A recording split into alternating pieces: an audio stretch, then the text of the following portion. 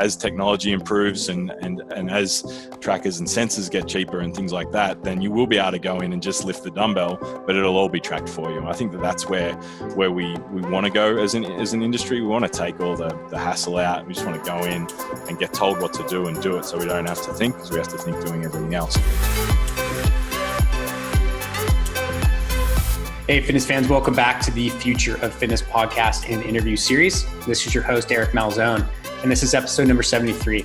I talked to Daniel Waide of Wexer.com. So this podcast is named The Future of Fitness. I couldn't imagine a more suitable guest and topic than this. So virtual reality, augmented reality, it's all coming. We know that, right? At least if you are someone in the modern age, you realize it's coming. It's already here, actually, and it comes with Wexer. So this is just the beginning, right? He talks about how they're implementing virtual studios within health clubs and gym facilities all over the planet, and what it looks like, where it's going, all that stuff. So brace yourself. Yeah, it's here, guys. It's already here. And Wexer can prove it because it's all over the place in gyms all over the world. So without further ado, let's get into it. Daniel Waide of Wexer.com. Everybody, welcome back to the Future of Fitness podcast and interview series. Today, I'm just really excited because we're going to get nerdy today a little bit. And Daniel Waide from Wexer, thanks for coming on, man. I'm excited for this. Thanks for having me, mate. It's good to be on. Yeah. So before we dive into the world of virtual reality and what you guys do, if you can just give a little background on yourself, like how you got to the point of where you're at working with Wexer, sure. And then we'll go from there. Yeah, for sure. And so, I think one of the things to clarify too, just at the start for listeners, is Wexer digital fitness content. Club chains often call it virtual, even though it's really video. So the VR sort of stuff is something hopefully we'll talk a little bit about, but it's not something that we're doing yet. I just like to start off on that note. But I guess a little bit about me. I started in the fitness industry in 2000. As a mobile personal trainer in Australia while I was doing an exercise science degree. Ended up working with one of the large gym chains in Australia running all the personal training, and then decided to make the move to the US. So I've been in the US around 8 years, worked for a couple of big gym chains here, ran my own fitness business and online startup for a little while, and then moved to Philadelphia, where I'm currently sitting, and found Wexer. And look, it's sort of a perfect marriage of my love and I guess experience in the fitness industry with that of technology as well, and what we're doing to move forward and hopefully make fitness more accessible for people. Just using technology is, I think, sort of the goal at the end of the day. So I think that's my 30-second brief on myself, man. Yeah. Well done, man. Thanks. And please, feel free to talk to me as if I'm a 4-year-old with this stuff, because, I think if I'm not quite grasping something, the large majority of people probably aren't either. Not to say that I'm just at that level. So we can kind of go from there. Also, feel free to slow me down on the accent. I know that's sometimes the listeners. It's very charming. Thanks, mate. Let's see. So what's Wexer? What is it, man? Give me some insights. Yeah. So really, Wexer is about digitally transforming fitness clubs. Our aim is to keep fitness clubs relevant. We do have customers outside the fitness industry, but realistically, we've grown up, from a fitness industry base. Our founder was a gym operator, saw his group fitness studios empty the majority of the day, like many clubs do, and wanted to provide value and accessibility for his members. Now that's sort of grown into its own thing now, and now we're seeing sort of the advent of the mobile phone and on-demand sort of needs from this generation of fitness goers and fitness users. And so, we've evolved with that as a partner to fitness clubs. We sort of see the importance of providing them with the tools to I think make fitness more accessible for the broader community. There's a number of different ways you can make fitness more accessible, and that's both in the clubs and outside. So we're really there to support the fitness clubs with that, and make sure that they're seeing technology as a tool rather than sort of as a broad strategy. That's the best way to put it. So what's the experience with Wexer? I mean, I've been going through your website this morning, look at some of the demo videos and things like that. Sure. What's, if someone's what type of gym facility is using it right now? Yeah. And then, who are the clientele and what do they experience when they use this? Yeah, for sure. So we work with the majority of the top 25 club chains worldwide. And so, for example, you can walk into a 24-hour fitness club and there isn't a live class on that day. You walk up to the Wexer On-Demand player in the club, and it's basically a big touch screen. I call it an iPad on steroids to a lot of people just because it's the better visual. And then I use another well-known business, Netflix, and we've got basically, a Netflix for gyms. So you can go in, you say, okay, it's 5:43 a.m. There isn't a class until 7, and I want to do yoga. I scan through, and the NBA finals are on. I can see that there's a yoga class with Kevin Love. I'm going to select that because I'm a big guy and I want to do yoga. And I watch that class in the studio. Alternatively, from a club's perspective, they might decide that, they've got a number of people who want to come in at 6 a.m., but they can't find a yoga instructor for their location at that time. They can actually schedule that video class to come up automatically. So they're the two sort of main in-club use cases. And that's probably the most common, common way that you would see us in a fitness club at this stage if we're talking about the physical experience. Yeah. Yeah. So if you're a gym owner, and the way I came across you guys is I interviewed a multi location gym owner from Los Angeles, and he was mentioning that he was incorporating Wexer into his gym, and I was just like, what is going on? It's already here. For sure. So if what kind, does a gym, do they need extra rooms for this, or is it just rooms that aren't being occupied at certain times? I know you mentioned that you fill in, so I think that's fantastic. There's, being a gym owner or former gym owner, there's always dead time in certain rooms, Yeah, for sure. Look, as I mentioned, that's how it started. It was sort of the dead time when the instructor doesn't turn up when they should have. And, I've been a manager of clubs too, and people come in, can you teach the Zumba class? And I'm not capable, right? But we can put a Zumba class on for them with our system. But what we are seeing now is that clubs and even facilities are being built specifically with virtual rooms. The experience, it's different to live. A lot of people are concerned, we're competing with a live instructor. And I don't think, a video experience in a room on a wall is ever going to compete with a really high quality live instructor.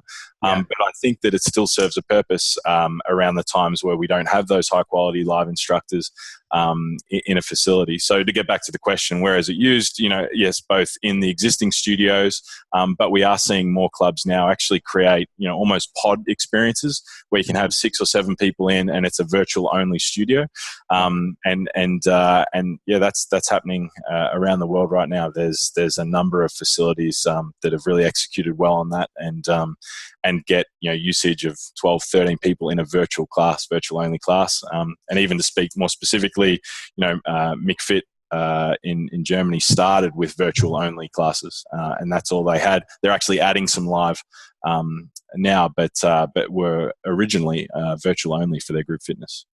Wow, that's crazy. So if I'm walking in and I'm a member of a bigger box gym here in Whitefish, Montana, and I started taking spinning classes. Never done that before. It's like a whole new thing for me. I thought you were a CrossFitter. What's going on? Yeah, I know. Don't tell people. That's on the back now. Yeah. Sorry. But you know what? It's freaking hard. Yeah. It's really hard. Yeah, and that comes from a CrossFitter. I'm like, God, this is really, I want to throw up right now. So, if that experience, like that room, I'm just thinking about this, like that room isn't occupied all the time. Like that spin cycle room is probably empty, 22 hours out of the day. Yeah. And so if I wanted to come in and the spinning classes aren't always when it's going on. So if they had this technology, I could go in at as soon as this meeting's over, right? As soon as this recording's over, I could run over there. I could just, put on a recording or whatever's going on with that, and then I could just take a class by myself? Or do I need other people there, or how the logistics work? Yeah, for sure. So absolutely, you could do that, and we do see really great usage in cycle studios, because spinning class goers tend to be really committed, and so if they can't get to see their favorite instructor, then they're still going to want to get into their class, and that does also lead to some of the other things we're starting to do with trying to make those high quality instructors available throughout a club chain, so we can broadcast them through our system to other facilities. But we can get back to that a little later. We'll go through some of the, I think, natural progressions of sort of where the technology is going and where the tools are going to make sure the experience is good. But yeah, so from a cycle standpoint, it really depends on the fitness facility themselves. They know their members better than we do, and they know their club better than we do. So we have account managers who work with their facility to say, okay, you've got a really popular class at 6, but you haven't got anything at 7. You do have a number of people in the club at that time that fit the cycle class goer demographic, so it's probably best that you schedule a class at that time. Now at 10 o'clock, maybe there isn't as many people and we want to make it more on demand. That means that we make the kiosk available to be used on demand. So you can go up and say, okay, I want to ride the Alpe d'Huez today. And you hit the button, start the class, and away you go. Whether it's by yourself, you come in with a few friends, and we call that on-demand usage. And that's really one of the most popular reasons people use our product. It's for the convenience and the flexibility that they get. But from an operator standpoint, you would understand that it is better to serve many users rather than just one or two. So at those key times, we definitely try and work with the operator to schedule a relevant class. And that might only be a 20-minute video or a 30-minute climb or something like that we do. But, we do want to make sure that they're getting the most out of it for the most number of members that they can. Yeah. Yeah. So you guys you'll help a facility owner or the operator, you'll help them kind of navigate these waters and implement the best strategy for their. Yeah, that's really important. I think, what we do is a little different to, say, just buying a treadmill and putting it in a space. Right. It's kind of, you always got to look at it like as part of your live group fitness schedule. And the clubs that execute that well and execute the experience well, and that's another reason Cycle works, is that the rooms are often set up in a dark environment and you've got LED lighting, and it's cool and it's a good experience. Yeah. You can still have a really bright open room if you've got the right screen and experience. It'll work really well. So we talk to the clubs about that too. We're not a AV company, but we like to be involved in that part of the process, because the better the experience, the more people will use it, and then obviously the happier the gym's going to be, and the happier we are. Yeah, right on. So as a I'm putting myself back like 2 years ago when I was owning the facility. I had a 5,000 square foot micro gym facility, which is mostly geared towards CrossFit, a couple rooms, things like that. Is this type of service for that type of gym owner, or is it still for more of like bigger box gyms? Like, are you guys getting into that area? Yeah, we are getting into that area. I think, the trends are sort of forced everyone there. Even the bigger box owners, some of their group fitness rooms, they start to realize that 80% of the time the space is empty. Can they use that better? And we've seen the advent of a lot of the functional zones or coaching zones or areas of the club that they're using to kind of try and create almost a CrossFit box within a box or their branded equivalent. And so from a functional training standpoint, we developed a product that still has some of our classes, because some of the content that we have that you can do in the group fitness room is still relevant from a functional area if you've got the space. And so we call that our Wexa Trainer. It's a 65-inch touchscreen, and generally what clubs will do is put it sort of at the end of their functional area where everyone can see it. So you have access to the classes. So we have around 800 different titles right now as part of our, Wexa collection of titles. And so, in the group fitness room, you have things like, Zumba or yoga type things. outside in the Wexer trainer, you're probably not going to choose not to have those types of classes. You'll choose more of the high intensity classes, some of the Fit Fusion or Mike Devanovic classes that are on there, and shorter ones too, say 15, 20 minutes. The other thing we have on the trainer is an exercise option. So we have 900 different exercises. So you can just go in on the big touch screen, select arms, and it'll show you all the different arm exercises you could do. Select legs and different leg exercises.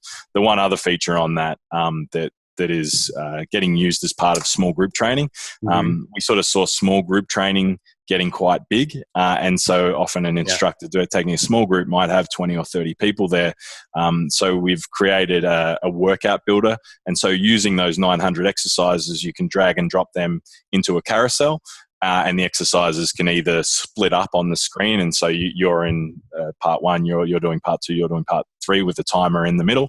Alternatively, we can have the exercises playing one after the other, and you can set the length of time and the amount of rest for that product. So yeah, we are seeing that. We've got another prototype that we're working on for multiple screens to have as many screens as you need throughout the club, but that's in testing right now. So the Wexer trainer, though, the 65 inches is out there in the world. Yeah. Yeah. Wow. So, what type of, from a gym owner standpoint, what type of investment level are these people looking at? Yeah, for the Wexer trainer, it's $5,000 US, and then there's a monthly subscription that's $199 a month. That gets you all the content that you need. For Wexer, that come with the hardware too, Daniel? Yeah. So that's that 65-inch touchscreen. That's actually it's the I guess the on-demand player, or it's the device that you use, the interface, and it also plays the image on it. You can connect it to another screen if you wanted, then you've got to buy the other screen. And in the group fitness product, the Wexer on-demand player that we have is all in around $3,000 US. It's actually a little less than that, and that includes delivery, and $199 a month as well per player. So that's sort of the baseline, and then clubs can spend anywhere from sort of $6,500-7,000 total for sort of connecting it to a big screen TV. But as I mentioned, you want to make the experience worth it. So bigger is better, is one of the things that we say when it comes to the screen you're attaching it to. And so you can spend up to $60,000-70,000 on a really great setup, but depending on the room, you don't necessarily need that, and we're always mindful that we want to get the best experience, but the gym tells us the budget, and we say, okay, well, for that, if we put some blinds up, that might be a better way to create the atmosphere in your studio and save you money rather than spending another $20,000 on the screen. So it's every club's different, but yeah, that's kind of where you're looking to start, is sort of $6,000 or $7,000 all in for the studio as a base, and then $5,000 for the whole thing, really, with the Wexer trainer from a hardware perspective. That's not bad, man. I thought it was going to be much higher. I was expecting like 20 grand, look, I would really, I mean, it's a great opportunity. If I'm looking at a micro gym operator, which is a lot of people that I work with in the world I came from, putting that investment, because there's so much goes into optimizing the time that you have for your gym, and dead time is bad, right? You just don't want dead time in your gym, especially when your overhead's high, your margins are thin. You want to have something like at least can put in there. And that's why, people try to shove personal training into different time slots, but you can't always do it. But there's so many opportunities, like especially, I can't tell you how many times I got hit up by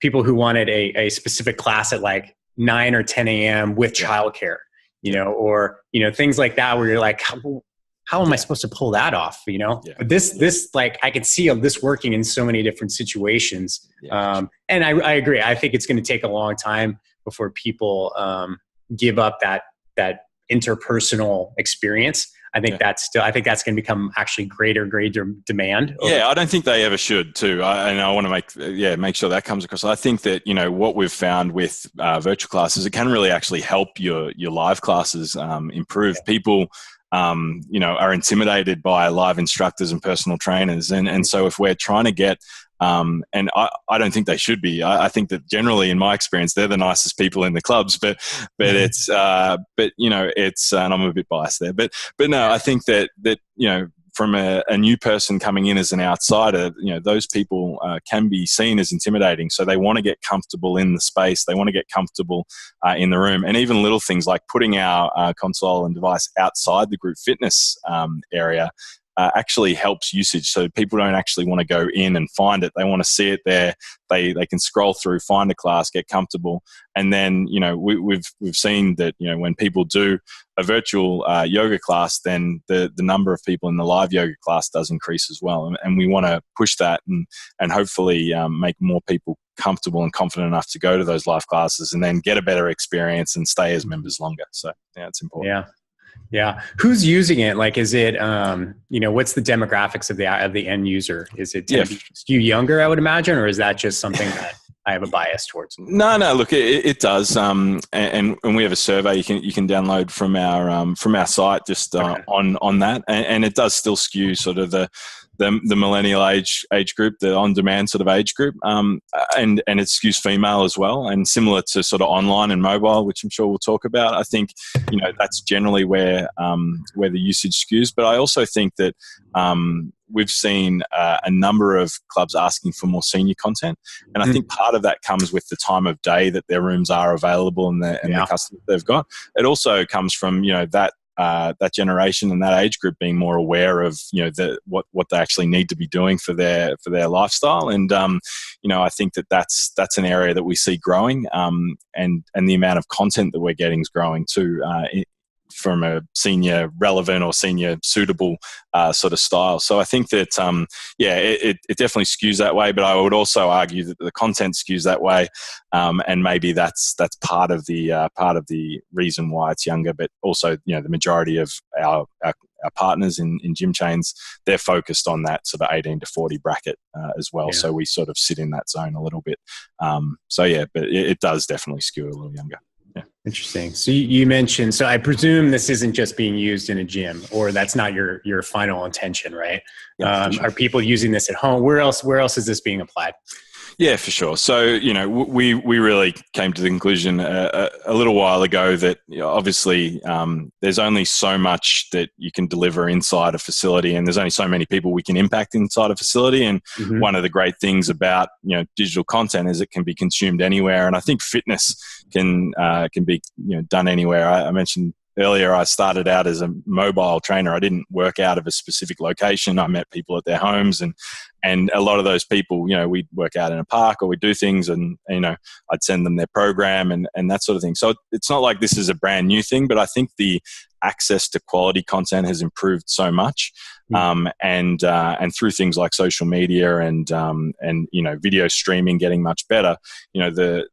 The workouts and the programs can be consumed at home a lot easier, and there's a lot more of them. And I think from a fitness club standpoint, we want to make sure that they're still relevant, and that all those years of experience of helping people, they're using that and using their brand locally, but giving people the ability to still train outside of their facility. So a membership looks less like the ability to go into a place, and more like the ability to get information from a great source that might be curated or helped by us, but the end consumer doesn't need to know that, where we work with the brand, obviously. Yeah. Oh, interesting, man. So who are you guys competing with? I mean, what does this market look like? I mean, it's so new, right? Yeah, look, what does the front of it look like? Yeah, I mean, the interesting thing is because we're partnering with fitness clubs, it's, with regard to creating digital memberships. Now, some clubs already have their own digital memberships. And so I wouldn't say... What's a digital membership? Yeah. So a digital membership would classify any value that you're paying for that's not performed in the club. So we see that, and we think that, that you should be providing your members with value outside of the club, potentially as part of their regular membership, right? And so, with our app, we have a workout builder and the exercise library and challenges and trackers that we really think should just be part of your brand and what you offer your members, and even what you offer non-members. Most gym apps, you open up the app and it says sign in. And if you're not a member, you can't sign in. And so if I live far away from that location and I've heard of the brand and I want to try it out, there's really nothing for me there. And so what we're trying to say is, if you're providing some of that knowledge that you've built up over the last 30, 40 years in some cases, then you're providing value to that person, and maybe they become what we call a digital member. And a digital member, maybe we're providing a more premium service. They're getting workout videos from a specific trainer at the location. They're getting the ability to live stream the best instructor from that location, or they're just getting content that's been curated by a company like ours. So I think that's sort of where we see it going. Where we've seen a lot of success is bundling those things together as the digital membership. You can still do things a la carte, and you could have an online fitness assessment or those sorts of things can prove to work well. But I think when you bundle things in, you'll create more ways for the person to be engaged with your brand. So whether it's a 12-week transformation plan, if you only sell that, they'll only stay on for 12 weeks. So, what else can we provide them to help them on their sort of fitness journey? And clubs do a great job of that, internally in the facilities generally. What we're trying to do is help them take that outside of the facility and keep them relevant, so that the membership becomes not tied to a physical location as such. Yeah. Wow. Okay. So, we were talking about this, the fitness industry, at least from my experience, and I've been in it for a few minutes, tends to be either kind of stuck a little bit in the past, with old models and a lot of tradition, a lot of, this is the way it's always been done mentality, or people are very stuck in the current day. Like, people are still trying to figure out Facebook funnels, which is great. Right. Sure. But so many other industries are way, way ahead. So I guess the question I'm trying to get to here is, how is the fitness industry reacting to what you guys are doing? Like, I would imagine there's a lot of, old school people who are like, this is never going to go. This is BS. Right. I mean, maybe you don't hear it. Maybe I don't know. Maybe that's my own bias. I'm imagining that you're going to get some of that if you haven't already. Yeah, look, there's obviously that component of fear of change, but there's also that component of, we're running a really good business, we're making money, we're doing a great job. It's not broken, don't fix it. And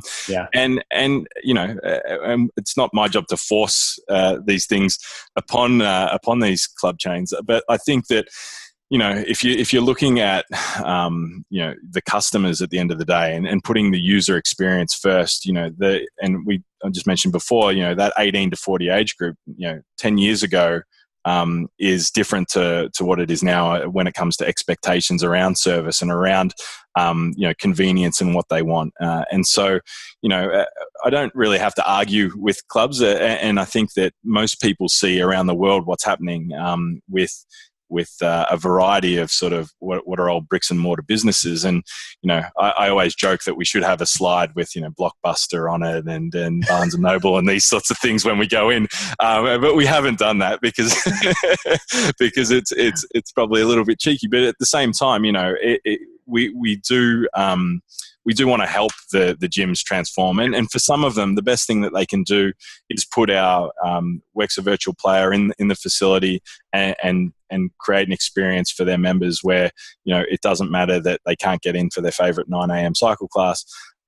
They can come in and tend to do it. But, we really feel like those things are also skewing mobile and that app experience, if you don't have it, with the increase of usage of cell phones and the increase in the convenience of being able to get quality content, that you're going to lose out. I mean, the digital membership subscriptions, and that's anything with regard to whether it's a 12-week newsletter that people subscribe to, they're growing at 20 times the rate of actual gym memberships right now. And so, my argument to the fitness industry is like, we know, and I say we because I'm from it, is we know how to, we know this industry. It's our industry. Why are we letting tech people come in and take over? Why are we letting, individuals who have great programs, grow the user base and be the voice of this when we've got, hundreds of great people with hundreds and probably thousands of years of experience in some fitness chains, and using them. So it's sort of a long-winded way to go back to who you're competing with. I think that, we can work together with a lot of the content providers that are out there, and there are some facilities and chains already doing that, as well as, working within and looking within and seeing who the quality people you've got that you can sort of put on more of a pedestal to make a better experience for the user at the end of the day. Yeah. It's really interesting, man. And one of the, my business partner and I, Doug, we have Fitness Professional Online, which we're investing a lot of time and money in because we have we want to make sure that the industry is moving forward and that people aren't getting, as little people as possible are getting left behind. And, I have so many people that I've idolized in the fitness industry for so long, and I'm not going to name names, but I love these people. I love what they've done. I love their books. I love everything, but I see them getting left behind because they just either are unwilling or unable to kind of keep up. Like, I can think of some of these names. They would be amazing contributors to have digital content, right, for something like this. But I don't know if they're unaware or if they just feel that, in that one-on-one, one of my, I had interviewed a guy on here. His name's Andy Petronic, who does the Whole Life Challenge. And he's like, we're talking about tech. And he's like, at the end of the day, you still got to pick up the fucking dumbbell, right? Like you got to do the work, right? So you still have to have that, at some point, I think that interpersonal is really important, but you can just broaden your reach so much now. And hopefully digital marketers like us don't ruin everything, and, get a hold of this thing. I don't want to see the fitness industry lost to the digital marketer or, the Instagram influencer or all that. Like I want to see the hardcore people, and that's probably a wish. But I think, once people start getting on board and seeing tech like yours and seeing the movement like yours, hopefully we can get the more traditional methods incorporated into this. And maybe you already are. I don't know. Yeah. That's look, I think, and then that's a challenge for us too, is to make it easy to consume and make it easy to understand. And, you said, talk to people like they'll talk to you like you're a 4-year-old. It is a challenge at times, and it is something that scares people. And I think that, sometimes the hardest thing is just to get started. And that's one of the things I say to a lot of clubs, and they'll come in and they want to use everything that we've created and those sorts of things. And sometimes, as I mentioned, it's easier. Just get started. If you've got that, what we call the Wexa virtual player, we've got the on-demand player sitting outside that group fitness room. From there, we can start to do some cool things. If you've got multiple locations and we've got those in those locations, we can start to broadcast your best instructor across. We can start to, if we set up a little camera somewhere, we can start to do some really cool things, and you can use that, use that for other areas of your business as well. And I just think that, talk to someone in the the digital space, and there's a number of companies out there about how do I make a little bit of content, or how do I get these on-demand classes? Because one of the things that a lot of clubs are, they don't know what people want, and that's where we've gone out and we have a lot of different content partners. That doesn't mean it's going to be as effective potentially as having your own instructor on there. My advice is always, though, learn a little bit first, use what's already been created, because it'll be cheaper. And having worked in tech and even within ourselves, we have our own tech team. It's always cheap to use something that's existing, and we try and do that. And even in our own development, use something that's existing and that works. And then if you need it yourself a little bit different than you can actually find, then develop that, because going out and developing from scratch usually takes longer and is more expensive initially. And sometimes, if you're not sure if it's going to work, then that's a big risk to take, and just the amount of time that those things take. So yeah, there's a number of ways to look at it, but from a industry being left behind, I think the best thing to do is just start somewhere and look at technology, not as the strategy and we're either tech or we're not, but what are some of the things we're trying to do for our members? How can we impact that? And can we use any of these technological tools? And sometimes it's as simple as email. Can we use, MailChimp to create a better experience for our members? Yeah. It's really interesting. So, if I'm a trainer or a coach, and I'm like, shit, I want to get involved with this, right? If I want to be on that side of things, right? There's the gym owner, there's you guys, and then there's the trainer who produces the content. Or, how do I get involved in that? If I'm for sure. Like that. Yeah, and I would say that always, figure out who your market and who your target is. There is starting to be a lot more content out there, and it is has become a lot cheaper to create. When Wexa started, we created our own content. At that time, it was really expensive, and we realized there were a ton of people out there doing it really well. Why not work with them and then have a lot more variety? But it is one of these things that we do get contacted almost every day with, hey, I've got this great content and can I be on your system? And I think the best thing you can do is identify who your customer is, and work that out. And so once you know who your market is, then you're targeting that market. And if that builds up enough, then companies like ours are going to be chasing you down because we need that content and need that brand. I think that if you start with the user in mind and you focus on that user base at the end of the day, and it might even be your own client base if you're an existing trainer, create things that'll support them. They'll start sharing it with their friends, and I think that's probably how you're going to grow a little more organically. I think the challenge is always how do I get big? I think sometimes you've got to be good and little before you get big. Yeah, man, I totally agree. And this sounds awfully familiar, like Business 101. Yeah.